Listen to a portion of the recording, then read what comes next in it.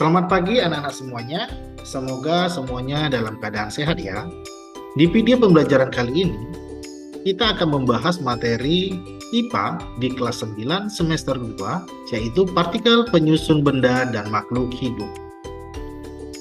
Setiap benda di sekitar kita, baik itu benda mati maupun makhluk hidup, tersusun dari benda-benda yang kecil, yang kita sebut juga dengan molekul dan atom.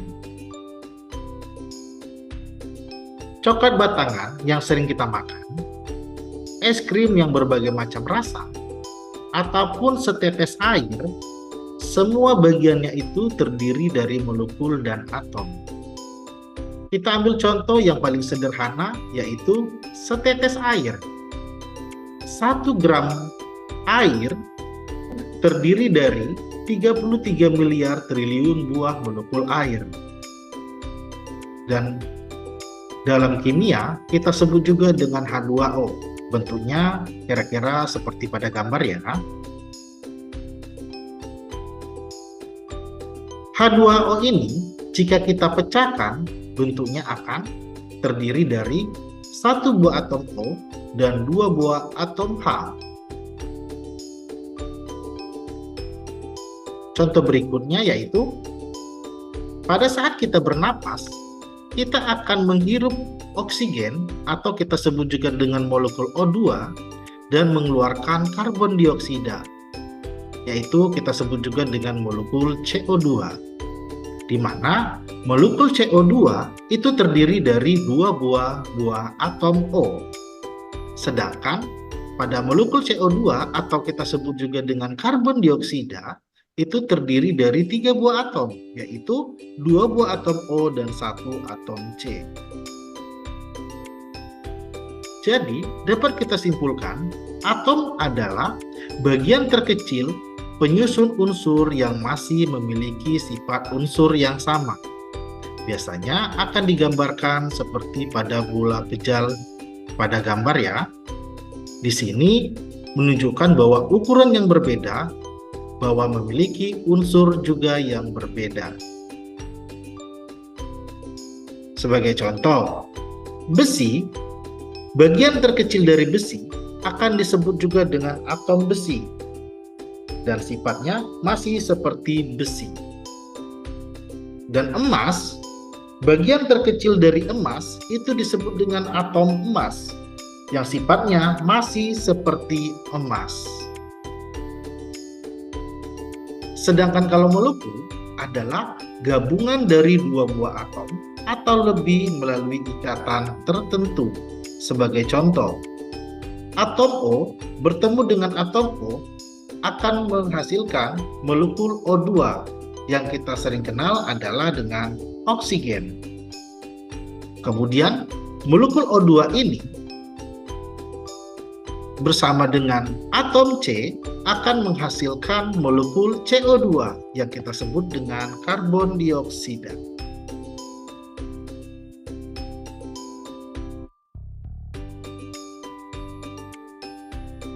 Molekul O2 itu molekul yang terdiri dari atom yang sama, yaitu adalah 2 buah atom O. Maka ini disebut dengan molekul unsur. Sedangkan kalau molekul CO2 itu terdiri dari 1 atom C dan 2 atom O, di mana molekul yang terdiri dari atom yang berbeda jenisnya disebut juga dengan molekul senyawa. Kemudian kita akan membahas perkembangan teori atom.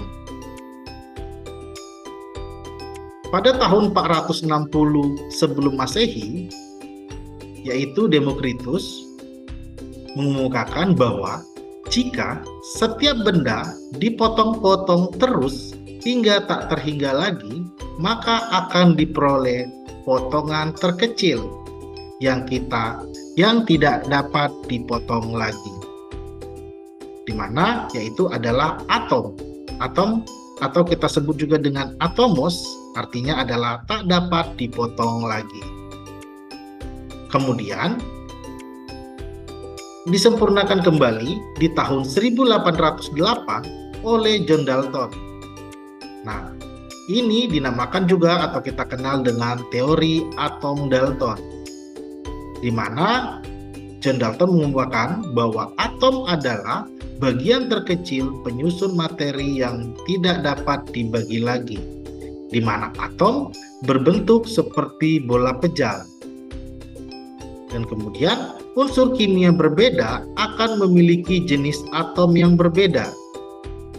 Atom-atom dapat bergabung membentuk molekul melalui sebuah reaksi kimia. Namun, teori atom Dalton itu memiliki kelemahan, yaitu tidak dapat menjelaskan perbedaan atom-atom dengan unsur-unsur berbeda, kemudian tidak dapat menjelaskan mengenai muatan listrik. Akhirnya, di tahun 1897, J.J. Thomson mengemukakan bahwa teori atom yaitu adalah atom merupakan bola bermuatan positif yang di dalamnya tersebar elektron yang bermuatan negatif, atau disebut juga dengan teori roti kismis. Namun, teori ini memiliki kelemahan, yaitu tidak dapat menjelaskan susunan muatan positif dan negatif di dalam atom. Kemudian, di tahun 1911, Ernest Rutherford mengemukakan bahwa teori atom atau kita sebut juga dengan teori atom Rutherford, yaitu atom terdiri dari inti bermuatan positif dan menjadi pusat massa atom, dan elektronnya bergerak mengelilingi inti, seperti pada gambar. Elektron digambarkan dengan bola berwarna biru yang mengelilingi intinya.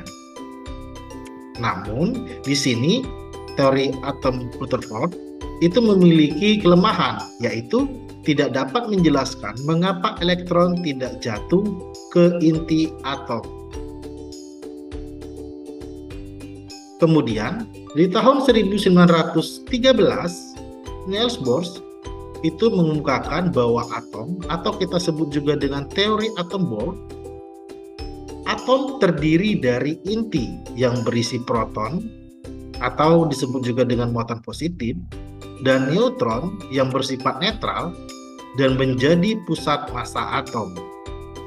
Sedangkan elektron yang bergerak mengelilingi inti pada kulit-kulit yang berbeda tingkat energinya, yaitu ditunjuk pada seperti gambar. Kemudian, di tahun 1927, Erwin Schrödinger itu mengemukakan bahwa atom atau kita sebut juga dengan teori atom mekanika kuantum, bahwa atom terdiri dari inti yang berisi proton atau bermuatan positif dan neutron yang bersifat netral dan menjadi pusat massa atom, dan elektron yang bergerak mengelilingi inti. Kemudian posisi elektron pada kulit atom tidak dapat ditentukan.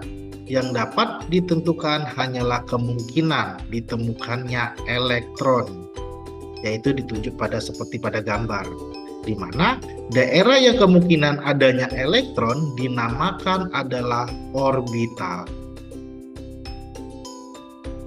Nah, baiklah anak-anak semuanya, jadi kita dapat simpulkan bahwa atom itu adalah unit terkecil dari penyusun materi yang terdiri dari proton, positif, dan neutron netral, sedangkan elektron yang bersifat negatif, yaitu ditunjuk pada seperti gambar di bawah ini berikut, di mana proton dan neutron itu terletak pada inti atom, sedangkan elektron itu bergerak mengelilingi inti, di mana jumlah proton itu akan sama dengan jumlah elektron. Sebelum Bapak mengakhiri video pembelajaran ini, Bapak ingin melihatkan sebuah foto. Ini adalah foto para ilmuwan di tahun 1927 pada suatu konversi Solvay. Di video ini ada beberapa nama ilmuwan yang kita bahas, dan ada beberapa juga ilmuwan yang belum kita bahas. Nah, yang belum kita bahas itu akan kalian bahas nanti di tingkat yang lebih tinggi, yaitu di SMA. Baiklah anak-anak semuanya, demikianlah video pembelajaran kita hari ini. Semoga bermanfaat. Terima kasih, Tuhan